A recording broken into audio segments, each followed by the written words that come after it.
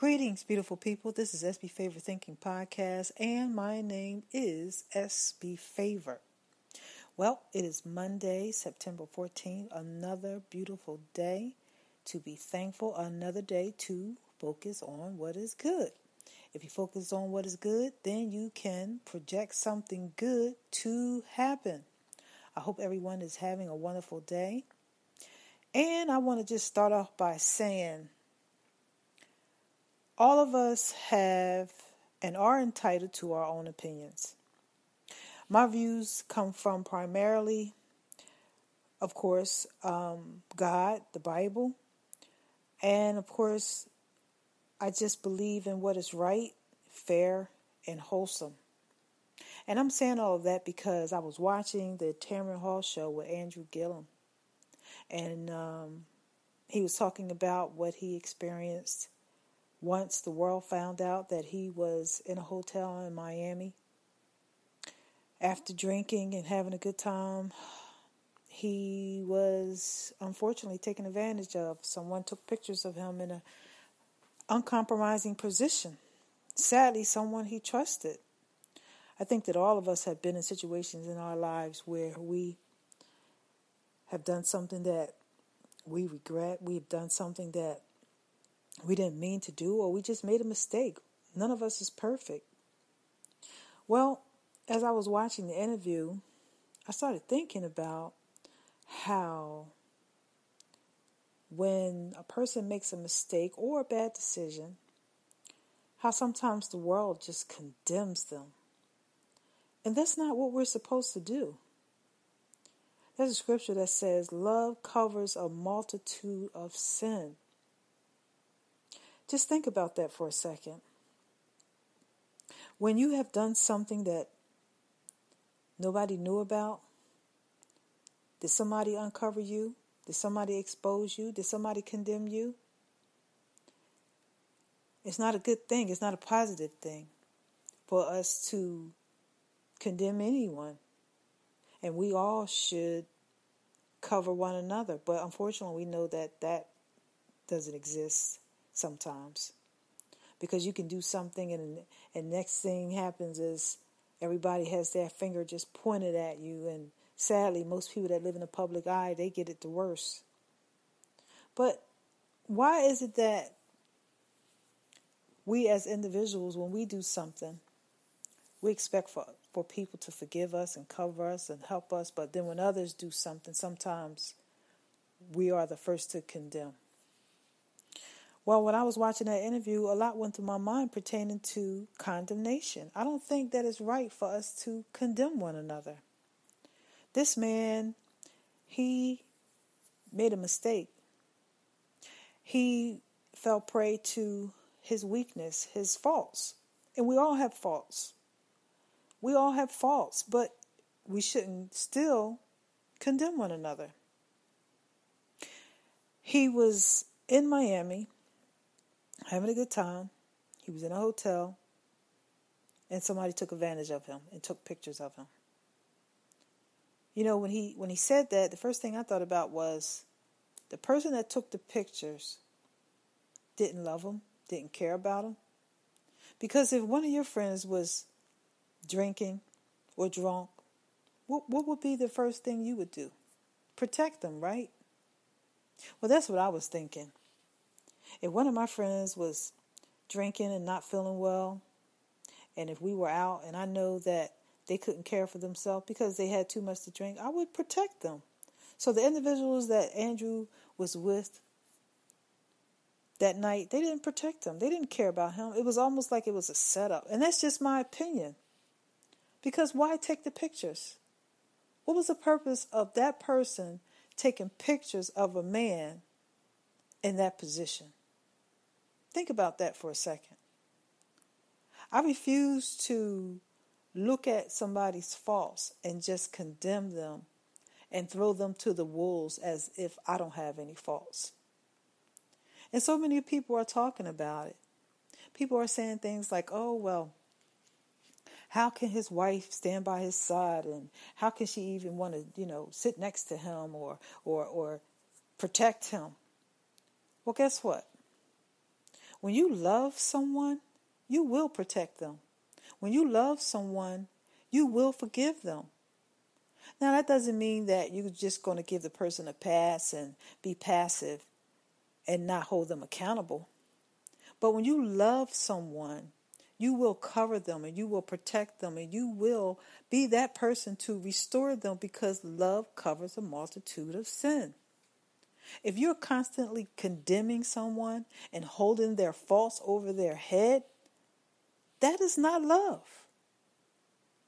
You may think that you are being loving by reminding that person of their faults, or you may think that you're doing something good by reminding a person of their faults. But every time you remind that person of their faults, you are condemning them for having faults. Now, you may not think that's condemnation, but that's just my opinion. And I use the word condemnation because it's a sentence. Each time you remind someone of something that they did from the past, you are giving them a sentence to remind them of their fault. It's like putting somebody in jail, and you leave them there, and every time you remind them of their fault, you're opening the door back up to keep them in the jail again. And of course, also, I believe that when you constantly remind somebody of a fault, I believe that that's unforgiveness. And the reason why I say it's unforgiveness is because when somebody does something and you feel the need to constantly remind them of what they did, that's not forgiveness. That's hovering. That's a fault that you are aware of about the other person, and you are thinking about it. You're thinking about it so much that every time you have an opportunity to bring it up, you bring it up. But anyway, watching the Tamara Hall show, and I listened to Andrew Gillum, I must say that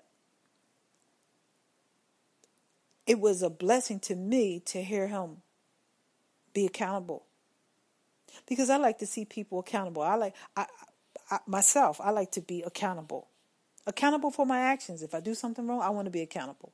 We all should be accountable. So this man was accountable. He didn't try to clean it up. He didn't try to brush it under the rug. He didn't try to make it seem like it was something that wasn't. He was accountable. He basically told on himself. And then I know somebody out there might say, well, he didn't have a choice. He had to tell on himself. But see, guess what? Some people won't tell on themselves. They'll just dress it up into something else. But he didn't do that. But my whole purpose for talking about this is because we constantly condemn one another. And as I stated a minute ago, love covers a multitude of sin. And if you are constantly reminding someone of something that they did, you're not covering them.